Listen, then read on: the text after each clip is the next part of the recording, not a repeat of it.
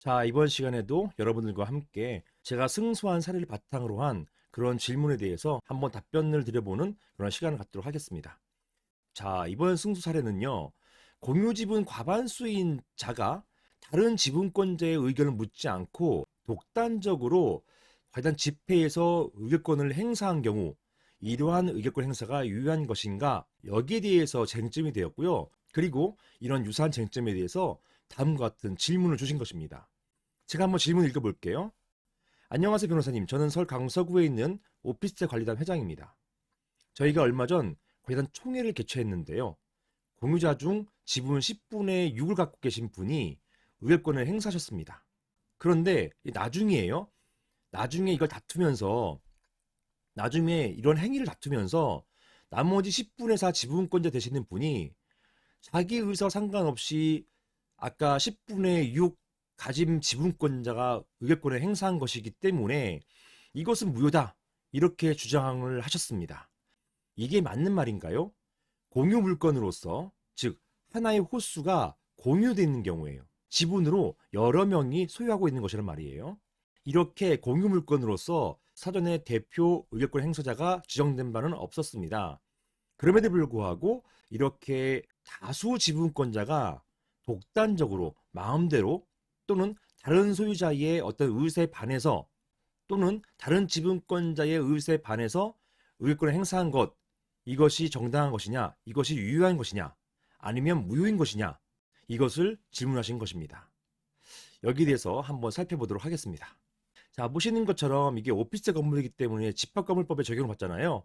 그래서 집합건물법 제37조 전유 부분을 여럿이 공유하는 경우, 이 해당 사항과 같은 경우입니다. 하나의 호실을 2명 또는 3명이 공유하는 경우에는 그 공유자는 관리단 집회에서 의결권을 행사할 한 명을 정한다, 정해야 된다, 이렇게 법에 규정되어 있어요. 따라서 정하지 않으면 일단은 위법해지는 것입니다.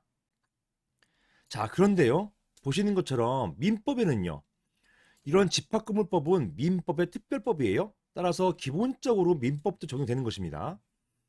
자, 민법 제265조는요, 공유물의 관리 보존이라고 해서 공유물의 관리에 관한 사항은 공유자의 지분의 과반수로 결정한다 라고 되어 있어요. 지분의 과반수로 결정한다.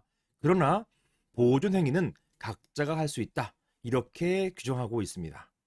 즉 이렇게 관리에 관한 사항은 지분의 과반수로 결정한다, 이렇게 되어 있어서 지분의 과반수, 즉 공유자 중에서 지분을 과반수 가진 사람이 이렇게 관리에 관한 의결권을 마음대로 행사할 수 있는 거 아니냐, 이런 이제 의문이 있을 수 있는 것이에요.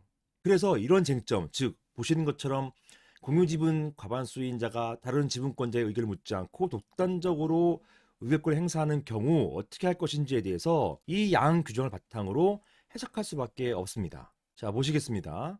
자, 판례와 실무에서는 이렇게 봐요. 원칙적으로 공유 물건인 경우에는 의결권을 행사하기 위해서 공유자 중 의결권 행사할 한 명을 정해서 그 한 명이 의결권을 행사하는 것, 이것이 원칙이에요. 방금 전에 보셨죠? 보통은요, 대표 구분 소유자 선임 동의서 이런 것들을 작성하고요. 이렇게 해서 대표 구분 소유자가 된 분이 의결권을 행사하는 것입니다.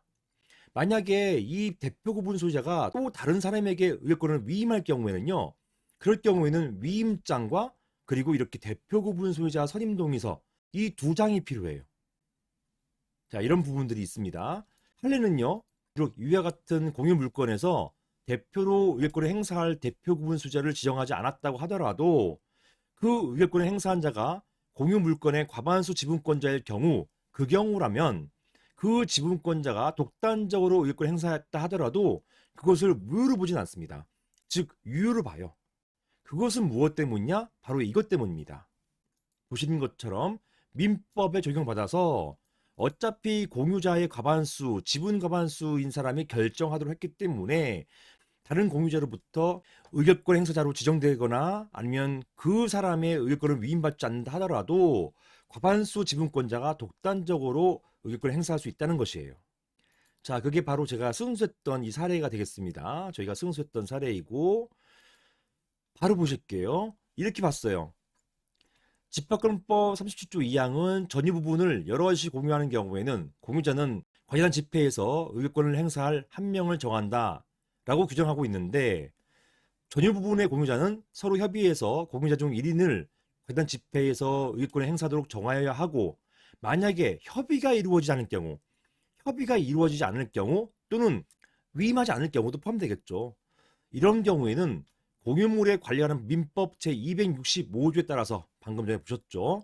여기에 따라서 공유지분의 과반수로서 의결권의 행사자를 정하거나, 또는 공유자 중 전유 부분 지분의 과반수를 가진 자가 의결권 행사자가 된다라는 것입니다. 이게 대법원 판결이에요. 이런 판결 때문에 결국 이 사건 건물 몇 동 몇 호 공유 지분의 과반수인, 여기는 80%, 10분의 8 지분을 가진 어떤 분이 의결권 행사자가 된다고 할 것이고, 다른 사람이 10분의 2가 동의하지 않았다 하더라도 이것은 유효하다라고 보았던 사례입니다.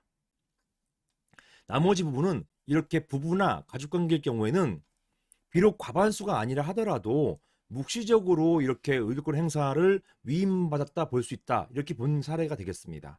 이것은 제가 나중에 따로 말씀을 또 드릴게요.